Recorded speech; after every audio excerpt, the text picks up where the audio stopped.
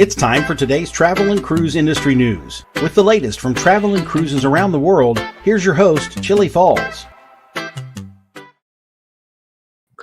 Hey, good morning and welcome to Travel and Cruise Industry News on this Saturday morning, the 11th day of April, Easter weekend. And while I'm thinking about it, in case you are celebrating a religious holiday this weekend, whether you're of Christian faith or Jewish faith, this is a holiday weekend for most of us. So I just want you all to have a wonderful holiday weekend. I hope all is well with you. If you're new to this channel, I'm coming to you live from Forest, Virginia in Bedford County, right outside of Lynchburg. We regularly meet on Tuesday, Thursday, and Saturday mornings at 11 o'clock to talk about travel and cruise industry news. And then, of course, I do go live when something major happens, like we did yesterday with the new CDC guidelines or anything related to that. We also post videos regularly on all facets of the travel and cruise industry. So if you'd like to keep up with the latest in cruise ships, ports of call, cruises themselves, my interview show called Chillie Chats, just hit the little subscribe button down there in the lower right-hand corner. The bell notification will tell you when I go live or when I get a new video posted. And of course, as always, folks, Tina Turtle, that's Tina Turtle back there in the background. We like the thumbs up. Tina Turtle likes the thumbs up. You can give me thumbs down. I don't care. I like the thumbs up too. What can I tell you? It lets YouTube know that somebody's out there watching. And so we always do appreciate that. So we've got some a couple things to talk about this morning. And one in particular to start the show off. If you're new, folks, sometimes we might do a little silliness, but today we're going to start off with something very serious, as there's some terribly sad news from Minnesota. The Pillsbury Doughboy died yesterday of a yeast infection and trauma complications from repeated pokes in the belly. He was 75. The Doughboy was buried in a lightly greased coffin. Dozens of celebrities turned out to pay their respects, including Mrs. Butterworth, Hungry Jack, the California Raisins, Betty Crocker, the Hostess Twinkies, and Captain Crunch. Aunt Jemima delivered the eulogy and lovingly described Doughboy as a man who never knew how much he was needed. Despite being a little flaky at times, he still was a crusty old man and was considered a positive role model for millions. Doughboy is survived by his wife, Play-Doh, 3 children, John Doe, Jane Doe, and Dosey Doe, plus they had one in the oven, a bun in the oven. So he's survived by his elderly father, a Pop-Tart. The funeral was held at 3:50 yesterday for about 20 minutes. So it's a sad note to start the day off today. And before we go over and just get cranking on the CDC thing, a whole bunch of comments this morning. I know Tom and Gretchen were here. Good to see you guys. Amy's here. She says, give us at least a ray of hope. Tom Henry. Yeah, Tom's realizes I'm being silly. I am in Halifax County today on my Star Cruise. Yeah, I wish that was true, Mr. Tom, that you were in Halifax County. So, all right, Amy wants me to say, give something of some hope. I can give you some hope, Amy. One day we'll be able to cruise again. However, I don't see it as being very soon, unfortunately. And by the way, folks, I hear my landscaper is here with the mower, so we might hear some mowing sounds this morning. It's Saturday morning, and it's springtime, and I'm not doing it anymore. So if you hear it in the background, so be it. All right, so let's get to the business at hand and what it may or may not mean. The CDC ruling yesterday, which basically, folks, no way how you get around this as far as U.S. cruises are concerned. We're shut down until the 18th of July. Yeah, there's some wiggle room to get out of that if things happen to go right over the next couple weeks, but I just don't see it. So anyway, I think basically that's Norwegian. That's a picture I wanted up there. Cruises are basically done from U.S. ports. Now, the CDC, of course, they ordered the extension of the current no sail order. But a lot of the cruise lines are taking a wait and see attitude toward this. Probably some of you, if you saw my video yesterday when I announced this thing, this took everybody by surprise because I had just been told by one of the major cruise lines that I was spot on. They were looking at extending the layoff, if you want to call it that, their voluntary suspension of operations. They were going to extend it to somewhere between June 20th and July the 1st. And then, boom, CDC comes out with this.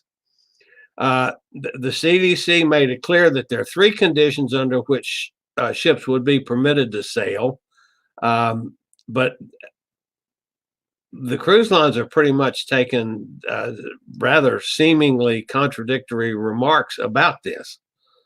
The 3 conditions, though, basically is tied into this July. It's 100 days from when it was posted on Thursday in the Federal Registry, which makes it July the 18th. Now, it can be rescinded if all kinds of other things happen by the head of the CDC, but I'm sorry, but it looks pretty shaky to me. CLIA, the Cruise Line International Association, or whatever that stands for, is upset that it's singling out the cruise industry, which was proactive in the escalation of health and sanitation protocols and was one of the first industries to voluntarily suspend its services, which is true. So CLIA is upset about it. Carnival has basically, and Royal Caribbean has just kind of backed off. Yeah, they're not saying that they're going to abide by this. They are saying that, in fact, they are studying it. So they're looking at the suspension. I just don't see any way around it until the middle of July, and then a lot of things have to happen, right, for it to be any better. Norwegian is taking a little different approach. They are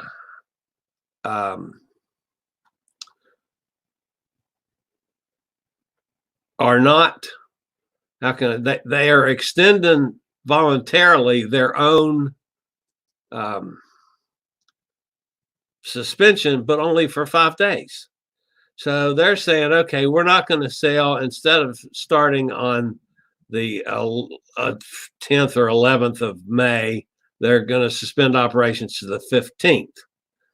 Now, that does affect me. So now it's official from Norwegian that my cruise is canceled. But overall, that doesn't clear up the picture. Now, they are going to offer me 125% refund, and if I rebook, a 20% discount. And it's all supposed to be automatically done on the accounts, and I shouldn't have to do anything for it if I want to go with that. If I want a refund, I have to fill out paperwork, send it in, and it takes 90 days, and I can't do it until April 20th, I think it is. So April, May, June, July. So that's going to be the end of July before I could get a refund back from them or I can get all the extra stuff if I just rebook with Norwegian again. I'm a little upset at Norwegian because they didn't just handle this quickly. But anyway, as far as U.S. Cruises are concerned, now, and by U.S. cruises, that's any cruise that sails from or lands in a U.S. port or sails in U.S. waters. So, for instance, if Canada opens, let's say, and they want to run cruises out of Vancouver, they virtually can't because they can't get from Vancouver to go someplace else without going through waters that are U.S. waters around Alaska, and then south of that from Washington, from the continental United States. So that virtually eliminates using Vancouver if a cruise line wanted to sail out of there, because they still have to go through U.S. waters. So that's just, I don't see that happening. Now, what does this mean for other cruises? If you're sailing in Europe and Europe gets going again before this is all over in the middle of the summer, fine.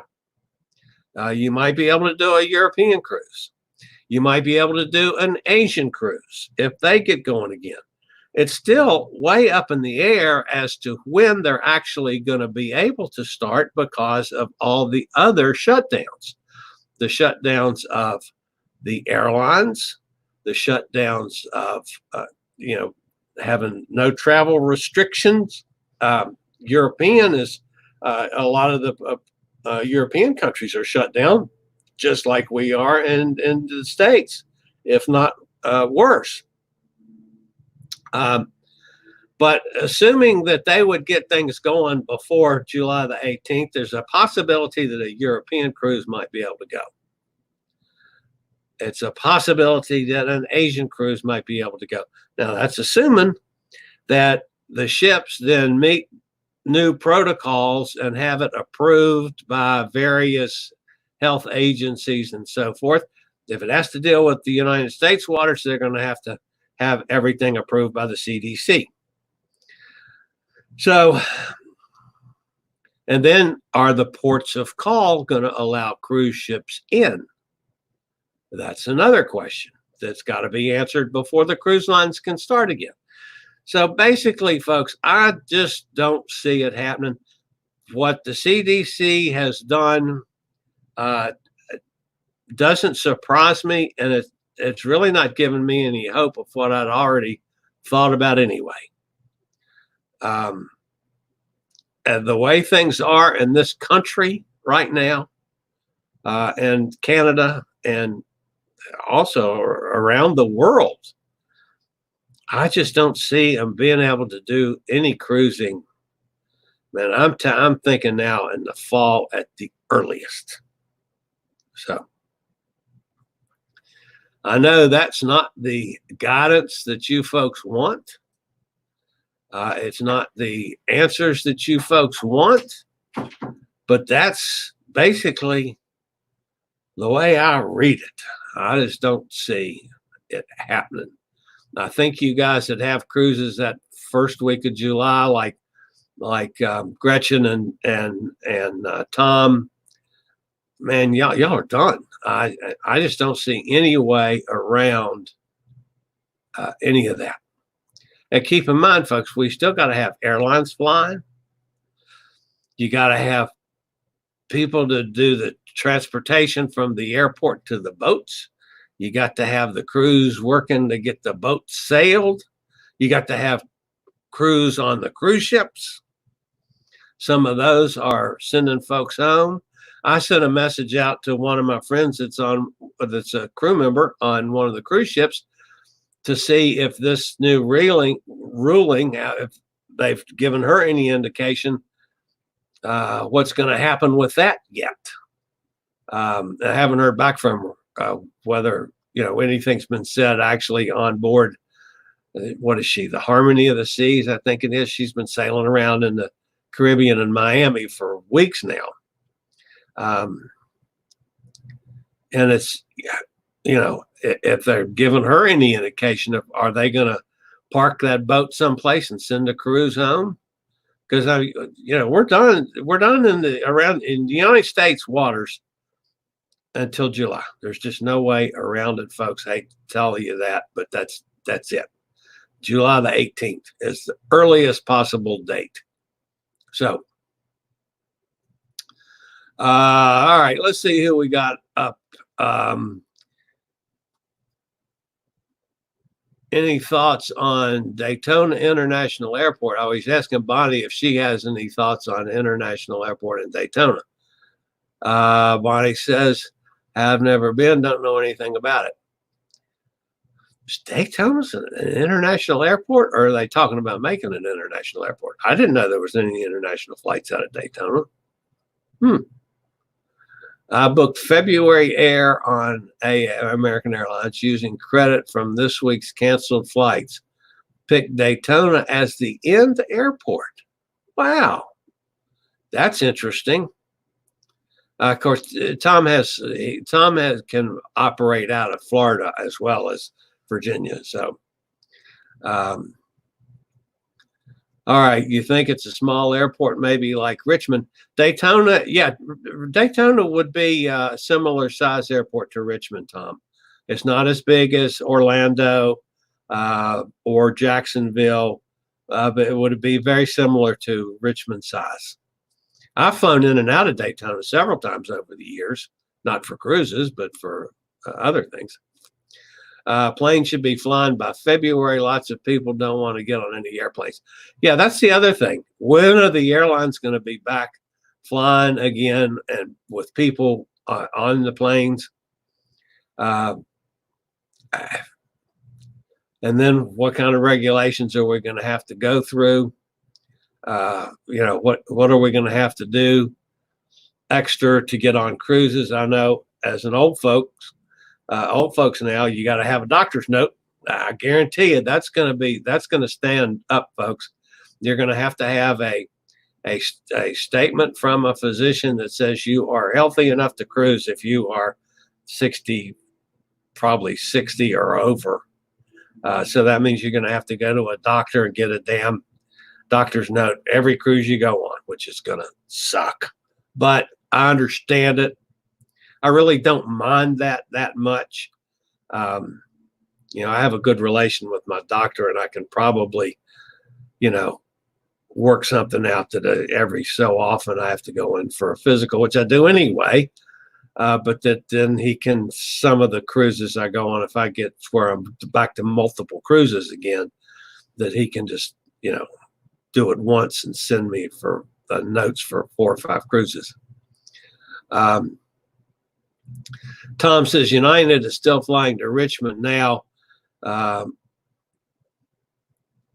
course, he's got the limo trips, so I'm sure his business has got to be hurting as bad as everybody else in the travel business now. I feel so sorry for Tom and for anybody else that makes a living from anybody trying to travel.